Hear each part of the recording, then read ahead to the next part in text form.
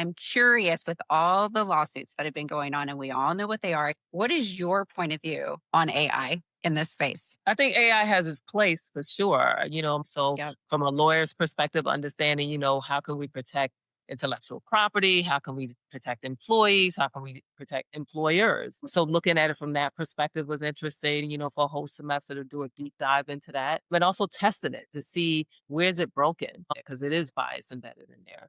I've seen it get smarter over time as well and do more faster than it used to when I first started tinkering with it, a couple years ago. So therefore, we have those scalable skills that we need to outpace AI or at least run neck and neck. There'll be certain things that AI can't replace, right? That human component that is required. Not to mention, someone has to watch AI to make sure it's doing its job, right?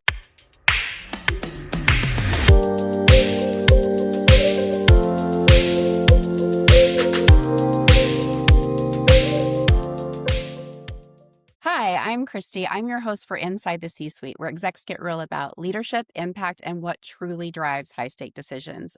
I'm super excited to have on the show today founder and CEO of TanaInSession.com. Dr. Tana is a top diversity and inclusion leader and strategist. She's an international speaker, a best selling author, and guys, she's been featured on CBS. I'm looking over here because the accolades are so much. CBS, NBC, Huffington Post, ABC, USA Today, and many more. She's worked with some amazing brands like McDonald's and Spotify. She's going to bring some wisdom that we all need to hear today. Dr. Tina, welcome to the show. Thank you, Christy. I appreciate it. I'm looking forward to our conversation. So, where are you joining us from today? Because I heard a little leaving America thing on your LinkedIn. So, where are we at today? I am in my new home of Kigali, Rwanda, located in East Africa. Awesome. So, not everybody joins me from East Africa. And I know there's a story behind that. But did I leave anything off about your intro that you'd like to share with the audience before we kick off? No, you nailed it. Yeah, you nailed it. Well, you're being humble because the accolades just went on and on and on and on. I mean, Forbes Next 1000, just there's so many different things. So, I know everybody starts their journey and they have a passion and a purpose.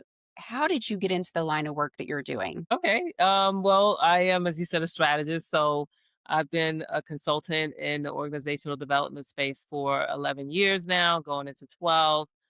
Started my career in human resources over 30 years ago. I tell people I've held every position in HR with the exception of payroll and benefits. So I'm not a comp and ben person. Never have been, don't want to be. And, through that experience, I've been able to grow my career and become the top HR executive for different companies for about 10 of those 30 plus years. And then ultimately made the decision to leave corporate and start my own firm.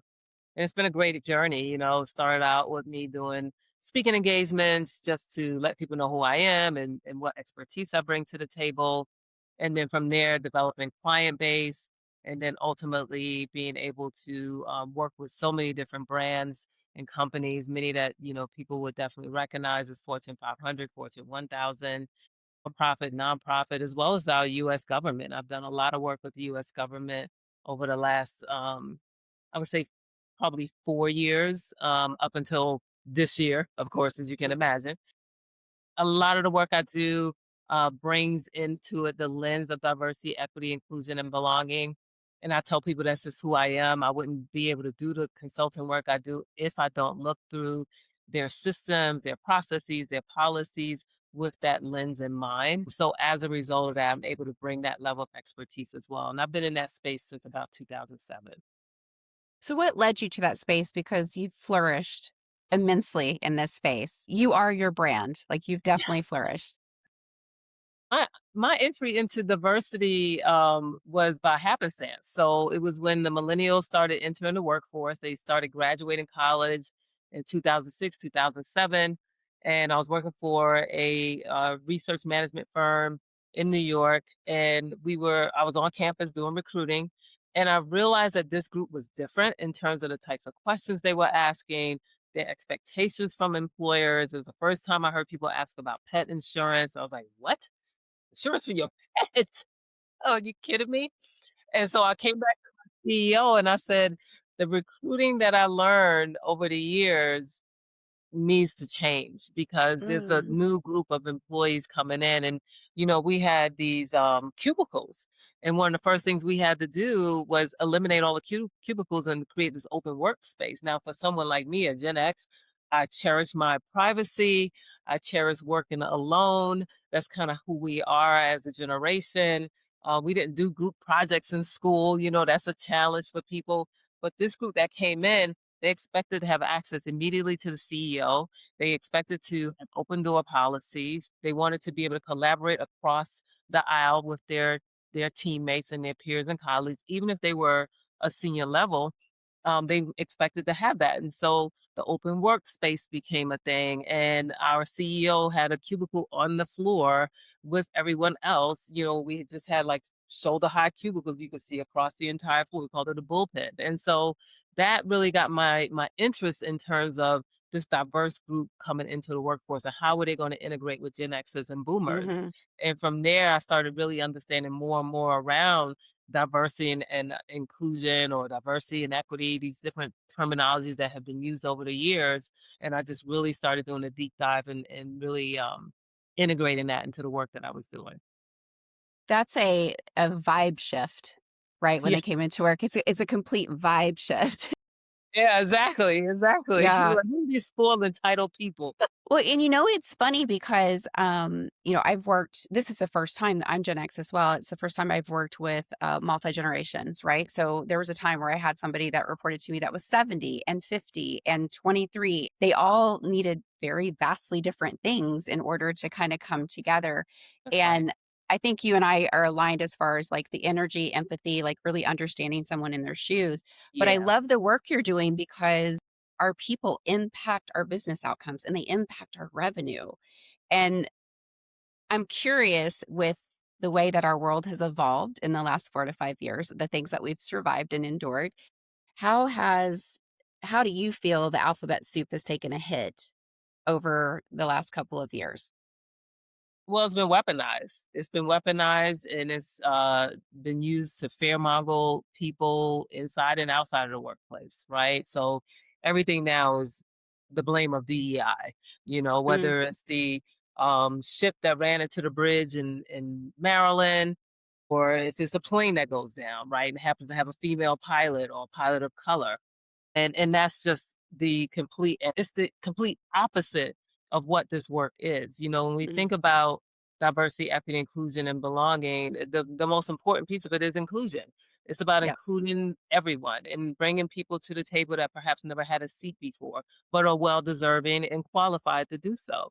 And so one of the things I've always talked to my CEOs about when I come in and do this work for them, because some of them have been a little standoffish, some of them have been a little hesitant, some of them have asked, "Why do we need to do this? Everything's working just fine." And then they get a survey that I conduct, and they realize everything isn't fine for everyone in the company, Mhm, but their desire is for it to be so. And so my question to them is always around, do you think I want you to hire people who aren't qualified? Because that's not what this is about. I want you to get the mhm, best qualified candidate. And oh, by the way, that person may be of a marginalized community once you widen your net. But if you keep fishing in the same pond, you're going to get the same fish.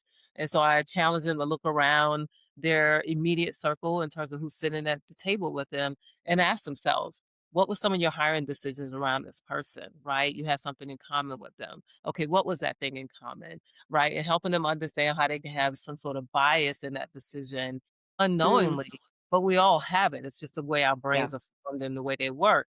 And so helping them really understand that they're not bad people. No one is. And no one wakes up saying, I'm waking up with bad intentions today, hopefully. But we make decisions that are based on things that make us comfortable, right? Myself included. yes, And so I even have to challenge my own bias on a daily basis. same. And I love that.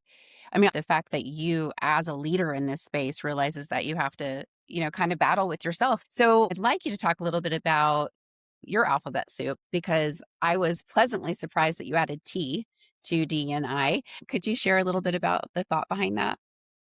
Yeah, I mean, trust is the foundation of any relationship, right? Whether it's personal or professional. Like, employees want to trust that their managers are telling them the right information, that they're being honest with them, that they care about them, right, as individuals and not as these cogs in a wheel.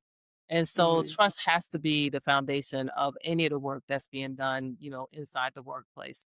I tell people your mid-level managers are the ones that will make or break your organization because they have the highest touch point and the most critical touch point with your talent, with your staff. The people, as you said in the beginning, are the ones that are helping you have revenue, helping you produce, helping you meet the needs of your clients and customers. And so those mid-level managers aren't developing some sort of level of trust and vulnerability too with their immediate cohort or their staff members that report to them, it's going to have a ripple effect throughout the organization. And that trust, once broken, is very hard to retrust. Yes, don't we know that just in human Yes, behaviors? in any relationship. Any and all relationships. That's right. Yes. I tell people once you untrust, it's hard to retrust. We gotta go to counseling for that half the That's time, so right. good luck. HR is not your counselor. No, they try to make us be so, but no, I tell you, I'm not a therapist. Or a life coach. I don't know, maybe. I once interviewed the CHRO from Centralville Bank, Josh Verone, and he said something that hit me to my core. And he said, "You want to be the employer that you'd want your children to work at." For some reason, when he flipped it that way, I had such a heart reaction to that statement because as a indigenous female, I will put up with a lot. But if you ask me to have my baby cubs put up with the same stuff I put up with in the workplace, there's no way. No, There's no mama way. bear's coming out. Yeah, yeah, you're not gonna talk to my kid like that, right? That's right. So when employers really just like take a beat, take a step back and like think about it, reframe it from a different position, there's so much beauty that can happen. So I'm just curious with all the stuff that you've done, is there one thing that you're most proud of? Like a project or anything that just shines? Well, I think I would first look at it from a personal perspective. One of the things I'm most proud of personally is I'm graduating law school in 9 weeks at the end of this year, December 2025. And it's something I've wanted to do since I took my first business law class in my MBA course, many, many decades ago, back in 2008. And I thought, wow, I think I could be a lawyer. And I've had so many friends who've gone on to law school and become lawyers, so many family members who have done the same. And I've kind of watched their evolution and their track. And I'm like, one day, one day, one day, right? So at the time I was a single mom. I wanted to get my son through school, then get him through college. And then I was still Mm, building my career in corporate America and finishing up my multiple degrees as well along the way. And so finally, every year for my birthday, I try to do something to challenge myself and really push myself out of my comfort zone. So my birthday's in February. And in February of 2022, I turned to my husband and we were watching a series about civil rights in America on Netflix. And I turned to him and I said, I know what I'm going to do for my birthday this year. He said, what? I said, I'm going to apply to law school. And he was like, okay, we doing this now? And I was like, yep, that's what I'm going to do. I said, we're going to finish this series and then I'm going to start applying to law school. And I did. And by March, I was accepted into a couple of schools and I made a choice which one to go to. And yeah, I can't believe it's 3.5 years later. I'm doing practice stuff for the bar as well. So I'll be taking the bar in California in February of 2026, a week after my birthday. So that's a big challenge. mm. And yeah, I think personally that's the thing I'm most proud of. And I'll be the first attorney in my family. I'm the first of many, first to go to college, first to, hold a corporate leader position, first to move out of the country. So I'm a lot of first in my family, and I'll be the first attorney as well. So I am proud of you as someone that's followed you for a really long time for good reason because I follow very sharp, smart people. I Thank love that you're taking that on, and I love that you have kind of a ritual around honoring Dr. Tana, right? Like honoring your journey and where you're going. So you came up and you've written books and you've keynote international speaker, you're doing all of these wonderful things, and now you're an attorney. Is there a personal story that ties you to this work? Yeah, absolutely. I think first and foremost is being a Black woman in America. So Wait, aren't you in Rwanda? I am now, thankfully, 6 months and counting. But yeah, I think, when I think about my career, I think about some of the challenges I faced. I would be remiss if I didn't say that a lot of it was a result of some of the things I had to face as a Black woman in corporate America, whether it was the microaggressions, whether it was the gaslighting, whether it was my own imposter syndrome, not thinking I belonged at the table because I Mm. was the only person who looked like me and looking around thinking everyone's smarter than me, they're richer than me, they don't come from broken homes like me, those types of things, right? So just allowing myself the permission to succeed was definitely one of the drivers. And then looking at my son, I was telling his girlfriend, I was just back in the States recently with them, and his girlfriend was telling me, you know how she's learned a lot about me, and I'm definitely someone that she sees already as a mentor, and someone who has accomplished so much. And how did I do it, right? Like, what was my drive? And I said, you're looking at it. And I pointed to my son, and I said, Yeah. as a single mom, I knew I had to set an example for him that I wanted him to follow. So one of the first things I had to do was go back to school and get my undergrad. I did that at 38 years old, completed it. He saw me through each and every one of those challenges, and he saw the late nights, and he saw the work I was putting in corporate America, being gone for 12, 14 hours a day, that type of thing. So I think that's also what drives me is to have him. He's now going to be 30 in a couple of months. I can't believe it. Next month, actually. But looking at him as a young man and a vibrant member of society and the things that he has going on, I keep thinking like, wow, he got to see a lot of the challenges and things that I've gone through to get to where I am, and that helped him, right? So that's definitely something I think that's driven me as well. What do you think if I asked your son what he thought about his mom? What do you think he'd tell me? Oh, he's very open about it. He would say that he's so proud of me. I'm his hero. He doesn't know where I get it from. He also calls me a nerd because he's like, "You're always in school. You're a nerd." And I'm like, "Yep, I embrace that." He would say I'm beautiful, like all these things that Of he tells me course. all the time. Yeah.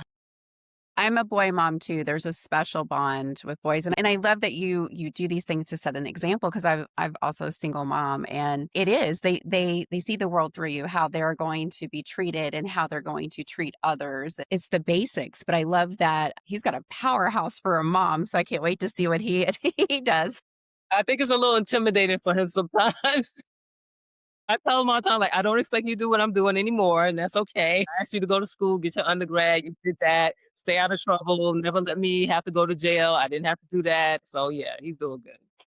Oh yeah, I feel you on that one. My son is a director of a private university, Christian university in Texas. His fiance is also a director of another university in Texas. Beautiful. And it's funny because he has colleagues that listen to the show and are like fangirl his mom. So it's really funny and I love it. He's such a good kid. But Dr. Tana, I've got a question for you. Just this is a mom to mom question. So the work that my son and his fiance do, and the political climate that we're in, and I am not a political person, first Me either. generation. First, how do you? So they're getting engaged, and I asked him, and I don't know all of the. They're getting married next December. I don't know all the ins and outs with her family. I don't know all of that, but I know her background, right? And I asked the question, I said, how is everything right now? Because even my friends that are first generation Americans or the family there's so much fear and there's so much hurt and it's divisional, right? Because some things I'm seeing is people are using languages, and we talked about this before the recording. Like when I'm Native American, I've heard the three following phrases at work once: you're off the reservation, we need to have a powwow, too many chiefs, not enough Indians, right? Respectfully, I said, "Thank you, I've got tough skin. I don't think you meant it this way, but just so you know, that was not okay," right? Had the conversation. But I'm just curious, what is your guidance to the youth right now in keeping their family safe and thriving? And I know you left America, but I'm just curious, do you have any guidance for this population? Because they do think about things differently and they want things to be differently. And it's harmful for like how can we support them as a community? What guidance do you have for them? What guidance do you have for us Xers? Like how can we be leaders and help during this transition, if you call it a transition?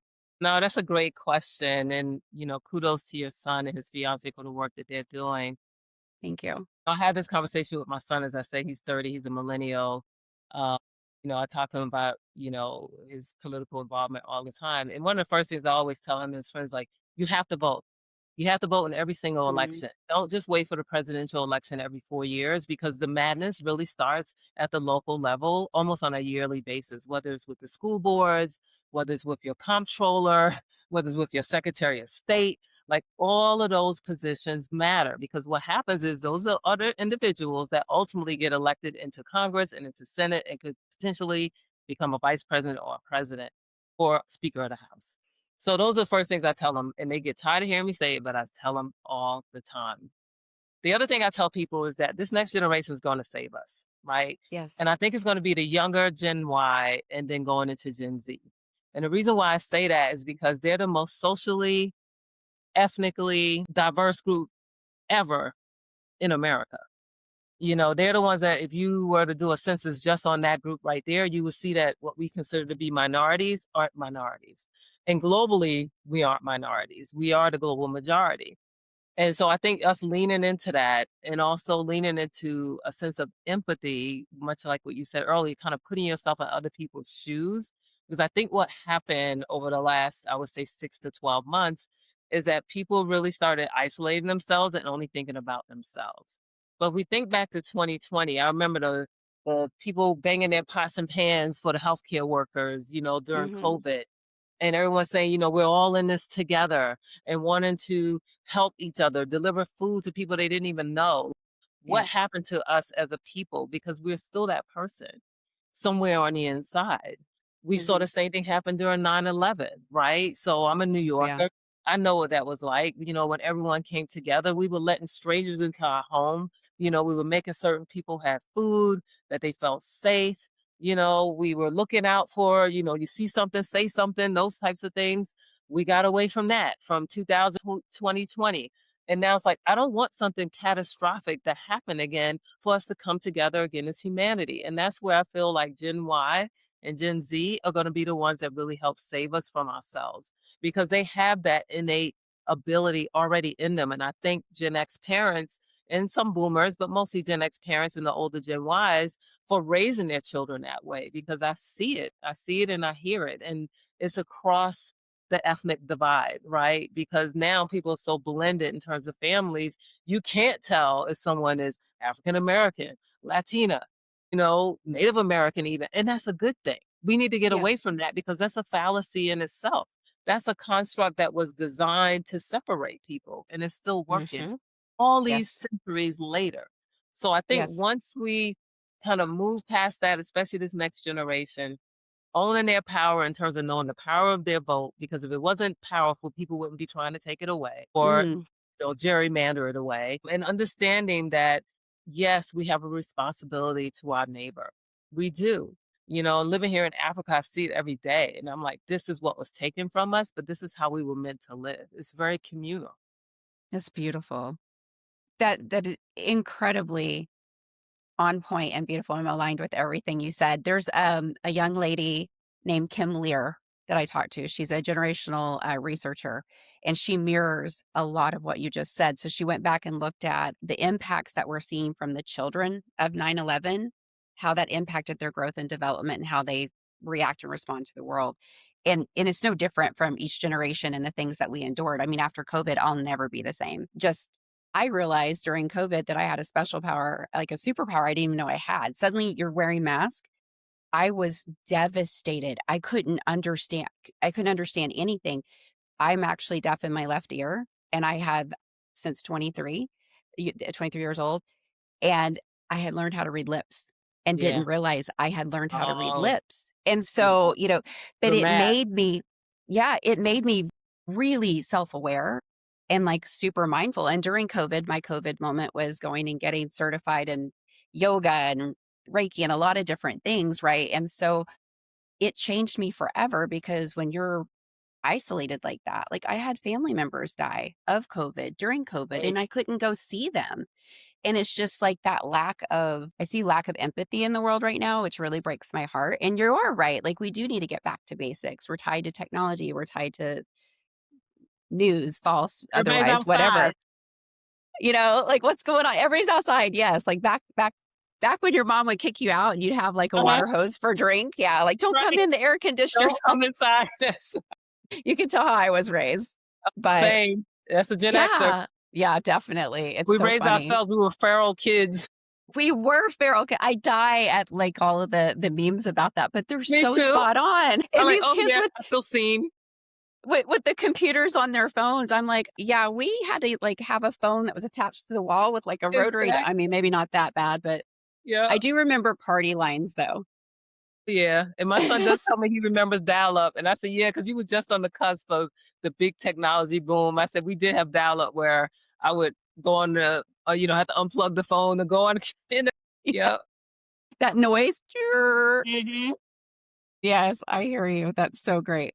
Well, so I could talk to you for days, but we have alluded to the fact of kind of how you see things, and I'm in alignment with you, obviously. I'd love to learn a little bit about how you're teaching others because I know you're a LinkedIn learning instructor, which how does that come about? Like, how does someone become a LinkedIn learning instructor, number one? And two, tell us about it because your classes are really good. Thank you. Well, the first class, actually, I was doing a speaking engagement at the Project Manager Institute, their global conference, and I think it was in Philadelphia at the time. And it just so happens that I was talking about the same topic that my course is on, which is understanding unconscious and implicit bias in recruiting and interviewing. And there was a member from the LinkedIn production team that was in the audience, and so after the talk, people come up and they ask you questions or they want to share their stories or just, get more perspective around some speaking points. And one of the last people that I met that day was from LinkedIn. And she said, "I'm curious, would you consider turning this into a talk? I mean, a topic for LinkedIn Learning?" I said, "You have me at LinkedIn Learning, say less." I was like, "Of course, of course." And so we started a relationship. And then ultimately, I met the rest of the team. And, luckily, I was in California, based in California at the time. And so we were able to design the course. And it just so happened that this was in 2019. So you know what happened in Mm, 2020? The world shut mhm. down. But what we were able to do, and what they were able to do quickly, and credit to LinkedIn for thinking about this, they pivoted and they were able to record the courses remotely.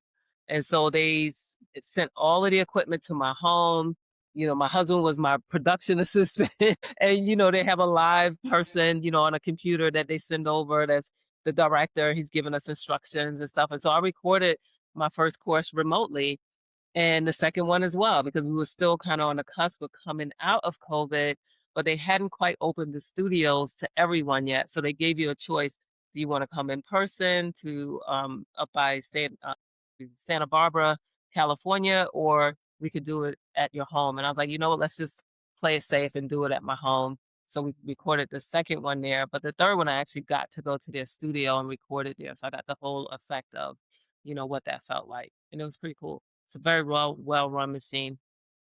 Oh, you're a little movie star, LinkedIn movie star, that's for sure. I've always been curious about that because there's just a handful of people that I really admire that have LinkedIn courses, and I follow and take the classes because I respect the individual and their point of view that's putting it on. So that's very fascinating that that came about organically for you. It did. Yeah, I like that.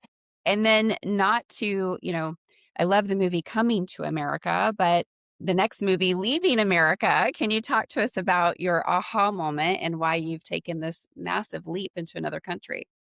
Sure. Well, I had to start by saying my husband and I have been coming to Africa, visiting different countries over 3-year period, starting in 20 as soon as the world kinda started opening up in late 2021. And so the first time we came for a month, the month of December, then we came back in 2022 for 2 months, November, December, going into January. And through those visits, we've been to 16 countries. Wow. And and we knew after our last trip here, we came finally in 2023 to visit the Serengeti because I wanted to see the Great Migration. And I told my husband, I said, I always thought I would retire in Jamaica because I'm part Jamaican. And I said, Mm. Africa is it. I said, we need to go back to the source, like to the motherland. And he's like, yeah, I agree. One day we will. Fast forward to November 2024, the election happens. We're staying up all night watching it. I'm biting my nails. I'm nervous because, I've Mhm. done a lot of work behind the scenes to really push Kamala into the position of president, during her 10-week run, right? Because she only had 10 weeks to kind of pull it all together. And I'm an independent. I'll just be honest. I'm not Democrat or Mhm. Republican, independent. My husband and I switched parties back in 2020. So I put a lot of blood, sweat, and tears into her campaign, and it's the most I've ever contributed to any campaign outside of President Obama. And I don't, I think I out donated that presidency both times with pushing her because I knew that was just the Mm. right thing for the country. And so when the results were in, I turned to my husband. It was early in the morning, November 6th, and I said, "We can't stay here for this again, right?" I still have PTSD from the first time. And he said, "Yeah, I know." And I said, "No, I'm serious. We can't stay here for this again." I said, "I know for a fact Black women are going to be under attack. And I don't want to stay here for the disrespect. I don't want to stay here and witness it.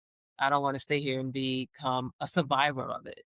I need Mhm. to go somewhere and just reset." I said, I gave it all, put it all on the field. And I just felt such a sense of betrayal and lack of appreciation for everything I'd done, my personal work, my professional work, all the work I put into the campaign, although I won't say it was in vain, but it was disheartening. And I don't think at the time he realized just how that really landed for me. Yeah. He's a Black man, of course, but I don't think he felt it the same way I did. And so he had to go out of town. He had to go on tour. And he went out of town the next day. And while he was gone, I talked to a realtor. And I said, "Hey, I told him. I don't think he believes me, but I told him." And she said, "So we really doing this?" And I said, "Yeah, we are." And she said, "Well, we're bumping up into the holidays. I don't know what the market's going to be Mhm. like. Well, let me at least get you some comps so we know where we need to land." I said, "Okay, well, get me comps so I can take that back to him. And then he and I can have a better conversation when he comes back." And by the time he came back, I had comps. They had already come and taken photos of the house. I was like, "We're out of here. We're gone." And we did. We put the house on the market November 27th. It was supposed to Mhm. be December 5th, but she felt it would be good to get some, like, pre-holiday traffic, I think it's something like that we talked about, and we sold the home, 2nd week of February, and it was right after the fires in LA. We didn't know how that would impact us. So I was like, Yeah. okay, everyone was like, "This is a sign. You need to stay. What about your son? Oh my gosh, don't go forever. Just maybe go visit like you did before and just get a break and then come back." And I was like, "Come back to madness? No." I said, "If I go there and get a break, I'm not going to take that break and waste it, you know?" And they're like, Yeah. "Don't give up on us. You got to stay in the fight." And I was like, I am gonna fight, but I'm gonna fight from a distance. Right now, I need to rest, restore, rejuvenate, and repair. And once Yes. I've done that, I'll know I'm ready to come back full throttle. I said, but I'm depleted. Mhm. And so my husband finally got it. It took him some time. He finally got it. And yeah, we sold the house and moved over to Rwanda, put ourselves in an Airbnb at first. And then, a month later we found something better and felt more like home. And we was like, okay, now we can officially unpack and, plan our stay. And so we were able to quickly get a 10-month visa. I just recently got my business license here a couple of weeks ago. And as I said, Congratulations. thank you. I'm graduating law school in December, and my goal is to practice law here in Africa, from a civil and human rights perspective, as well as So like corporate law and contracts and stuff. I had to like take video of him one day because it took him a while, like I said, to come around. He stayed behind for a week. I came here by myself at first, and I was like, I yeah. hope he comes. And he did come. And then about 3 months in, he was in the kitchen. He was like prepping my little. We do like this little mango ritual every morning. He's like prepping my mango. He's like, "This is one of the best decisions you ever made for us." And I was like, "Wait, I gotta get my camera. I gotta get Gotta this get on that tape." on. I Yep. said, "I need to record this because people think I kidnapped you and I'm holding you against your will." And we were just Oh back. We my were just gosh. back in August. He was there a little longer than me. And after a week, he was like, "Okay, I'm ready to go home." And I was like, "I can't believe you're saying that. Like, you're in New York. This is home for you." He's like, "Yeah, not really. I'm ready to go home." I said, "Oh, wow. Wow. You Yeah. guys found your balance. Yeah. I know it's wise for you to take some time to reset, restore, like all of that. And, I've never seen our industry be hit as hard as it 2008. We all know 2008. But if you Yes. come back the last 4 years, like there are brilliant people who have not been able to find work. And then those of us that were working or are working are so burnt out, Yep. but scared to make a move Yep. because they might not find something. And this is what I think I know is a problem is that they're putting up with more that they shouldn't because of the risk. So I'm curious what your point of view is on that. If you had to offer some guidance to anybody who's listening that's going through that, which is a lot of our brothers and sisters in the space, what is your guidance to them?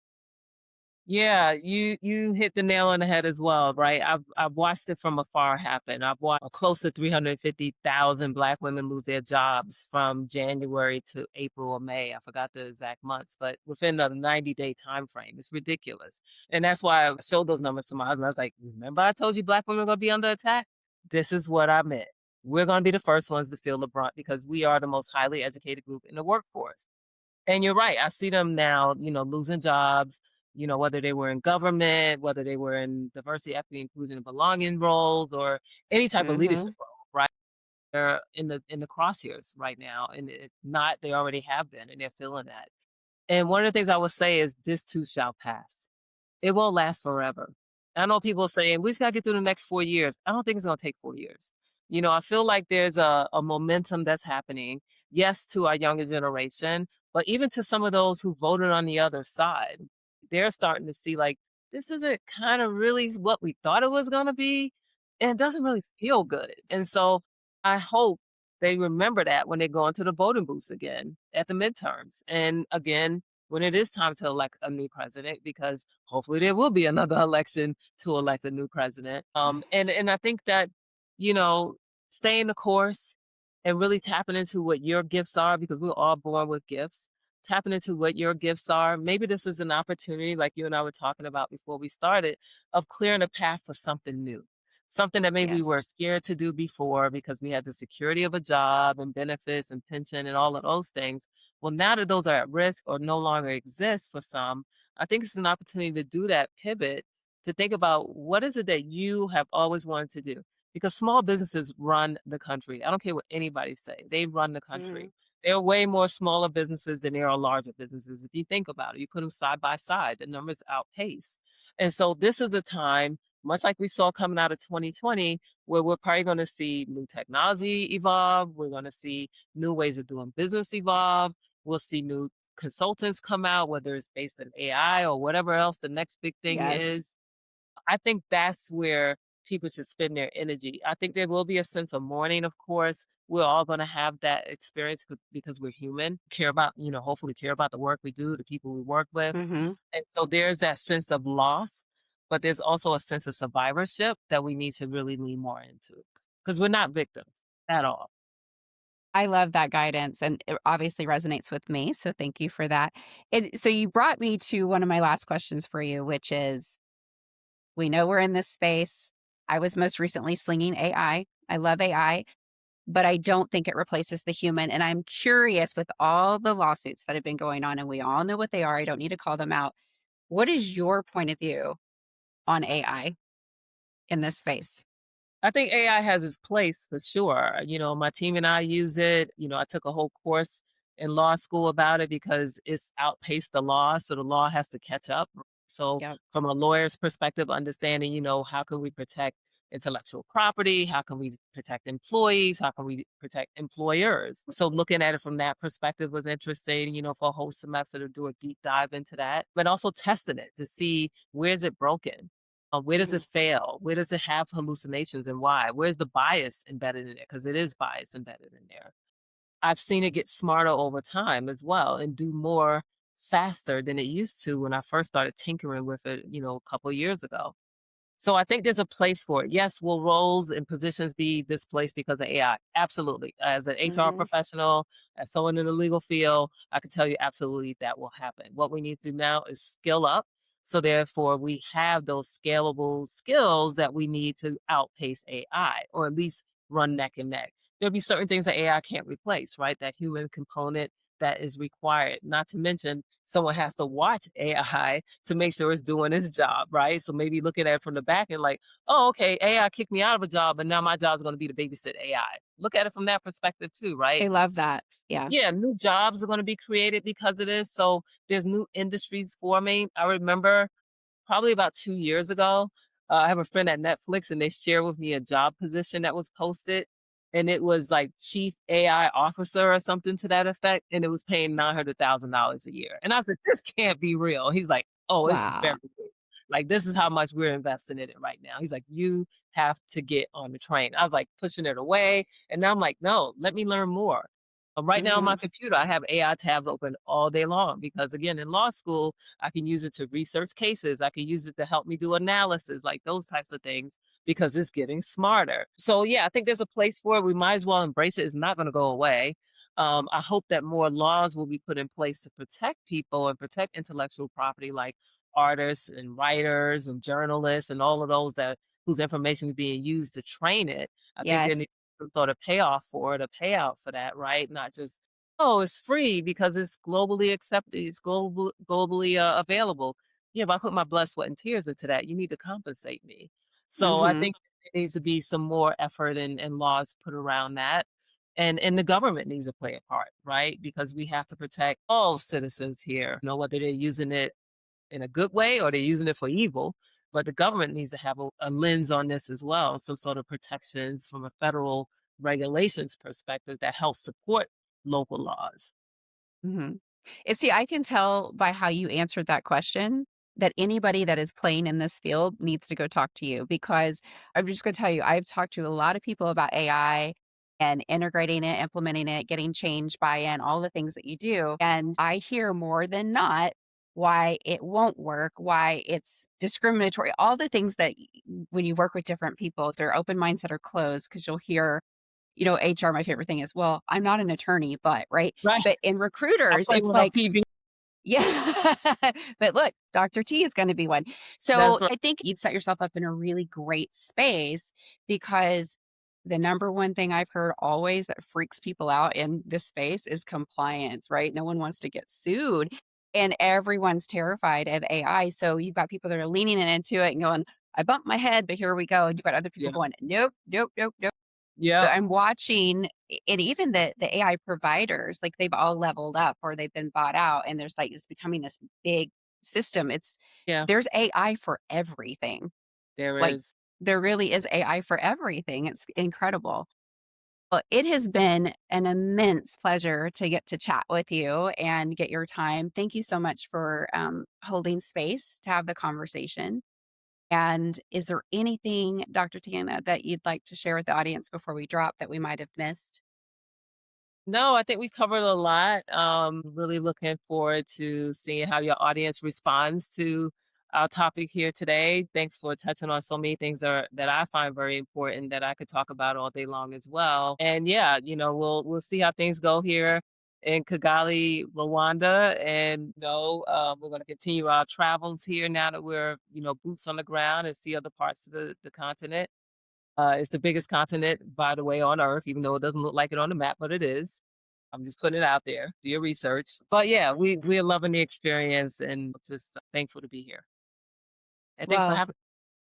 my gosh, from my heart to you, thank you for the work you're doing because it matters, it's important, and I mean, at the end of the day, we're all in it together. I know we're all in it together, whether somebody wants to say it or not, right? So thank you so much. So guys, like, subscribe, and go follow Dr. Tana. She is going to do some great things. We'll see you on like documentaries and Netflix. I'm just going to manifest some things for you because I think I'll it's take coming. it. All right. Ciao, guys.